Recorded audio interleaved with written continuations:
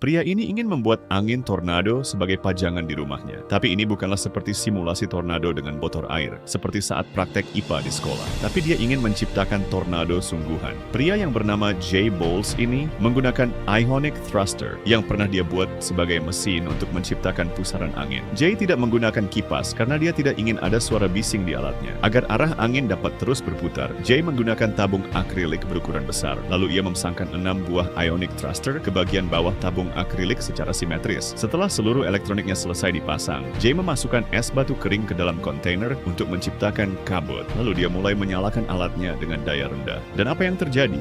Dia berhasil menciptakan tornado buatan sebagai pajangan.